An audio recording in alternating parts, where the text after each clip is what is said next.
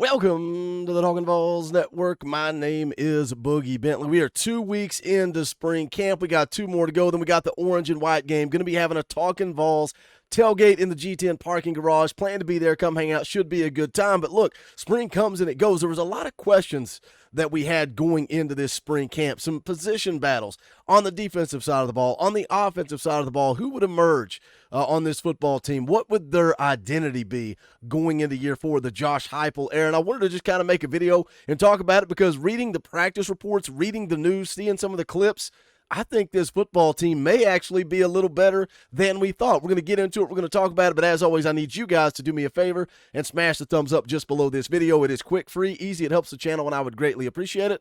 Also, if you're new to the Talkin VAWLS Network, welcome. We're not experts here.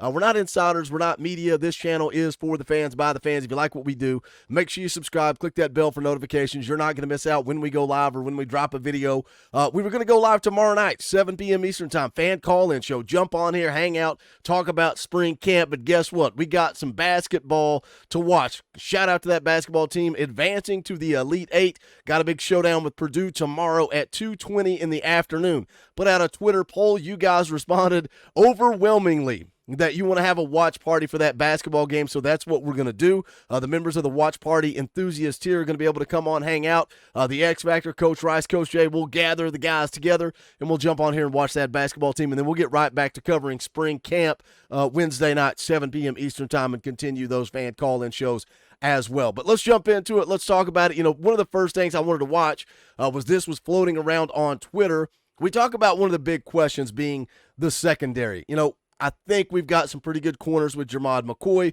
and with Ricky Gibson, but who's going to take over that safety position? A lot of experience gone with the loss of Jalen McCullough, but I think we had an opportunity to add some athleticism in this secondary. Let's watch this play from MTSU transfer Jacoby Thomas in the scrimmage. Let's take a look.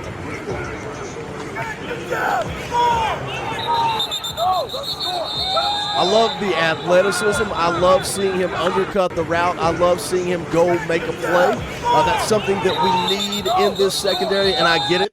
I understand when they put these clips out on Twitter, on social media, like they're not going to show the bad plays, but I don't think that was a quarterback making a bad throw. I think that was a Tennessee defender going and making a play. And the word athleticism, I think this secondary has an opportunity to be more athletic, to be more of impact, game changers, playmakers in 2024. Let's go take a look at the projected depth chart here. This is on ourlads.com. You look at the secondary again at the corner position. You've got Ricky Gibson. You've got Jermod McCoy. Haven't heard a whole lot of talk around Jermod McCoy now. Is that a good thing? Is that a bad thing? Is he a guy that's going and doing what he was expected to do, transferring in from Oregon State?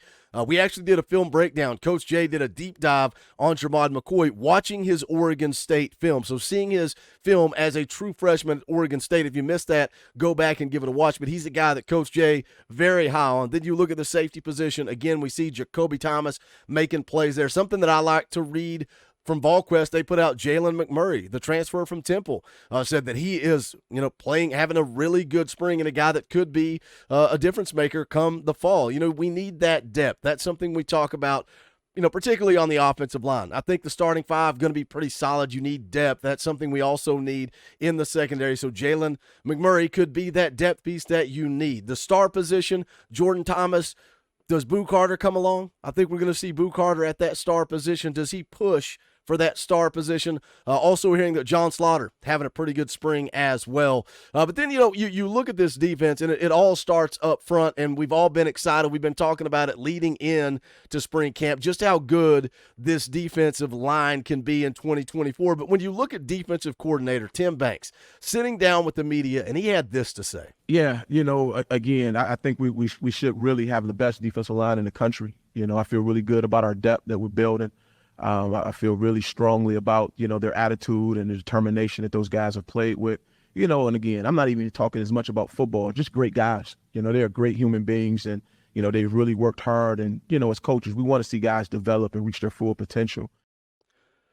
For a defensive coordinator to sit there in front of the media and make that bold of a statement, I think that tells you how confident Tim Banks is in this defensive line. And it's not just, the starters. It goes 2-3 deep. We know Rodney Garner wants to play 10 guys on that defensive line. I love hearing Coach G meet with the media and talk about James Pierce and how he's going to have a lot of eyes on him. Teams are going to focus on slowing down James Pierce. And Coach G sits there and says, yeah, James got to go to work. James has to improve. James has to be better to take that next step. Here we are calling him a number 1 draft pick. Coach G's never satisfied. We always got to put in more work. But you look, Bryson Eason, Omari Thomas, Omar Norman Lott, Elijah Simmons, Davin Hobbs is a guy.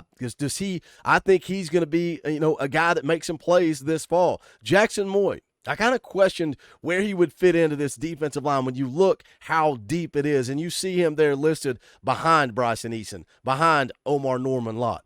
We saw him make the play, all over Vols Twitter, right? The spin move absolutely destroyed Bison Lang. Is he a guy that's going to add some depth? This defensive line is the strength. It is the strength of this football team. It's going to make the secondary better. It's going to make your linebackers better. I'm feeling pretty confident about the linebackers. But, the question marks really were around that secondary. The question marks were around that left guard position. And the question marks were also around the wide receivers. And we've heard a lot of buzz, right? We knew you were going to hear some buzz about the freshmen, Mike Matthews, Braylon Staley. Those guys are ball players. And here's another clip floating around on Vol Twitter. This was Mike Matthews making a play in the scrimmage. Let's take a watch.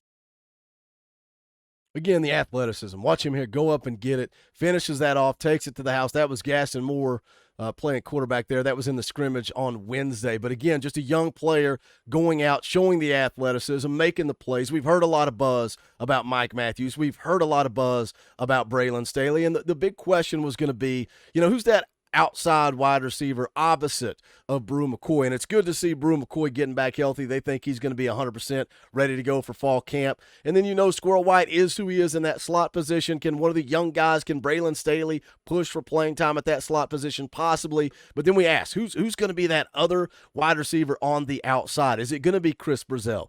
Does Dante Thornton come along? Who's going to take over that position? And, something that I like hearing was Chris Brazell early struggled. We saw him in the routes on air. He had some drops. They said he was kind of struggling to get comfortable, but it sounds like he has progressed since then. He's gotten better. He's feeling more comfortable in the offense and showing who he is. On the opposite side of that, Dante Thornton is a guy that we saw it last year. Tennessee wanted to use him in the slot. He wasn't very productive, wasn't really putting up any kind of numbers, and everybody's calling him a bust. Everybody is saying this guy isn't going to cut it. This guy's not going to get it done at Tennessee. But then they move him to the outside. And once they made that adjustment, once they moved him to the outside, you really start to see him make some plays. Had 3 catches for 63 yards against Kentucky. Had 2 catches for 26 yards against Connecticut. We saw him go up and make the big touchdown grab against Missouri, 46-yard touchdown. Gets injured, out for the rest of the year, and then we kind of forget about that. We just look back to Dante Thornton struggled.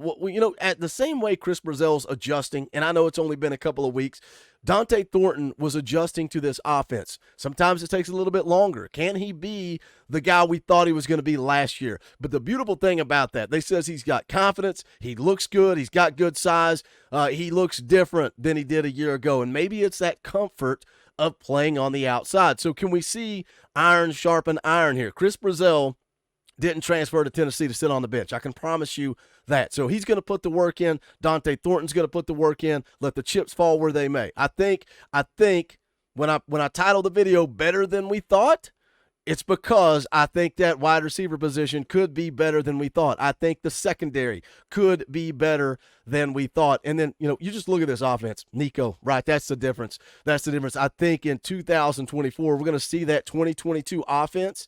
And the question was, can the defense just be good enough?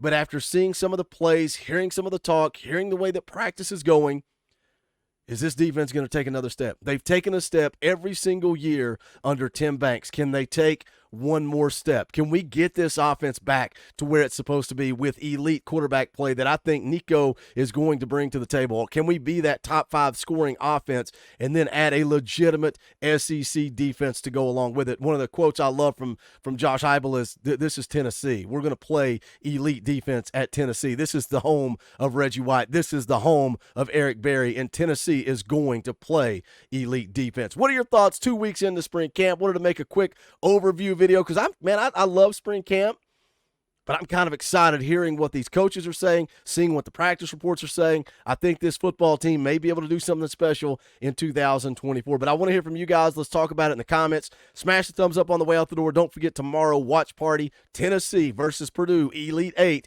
Can they make it to that Final Four? We'll watch it right here live on the channel together, but that is going to do it for this one. This is the Talkin' Vols Network. My name is Boogie Bentley. Go Big Orange.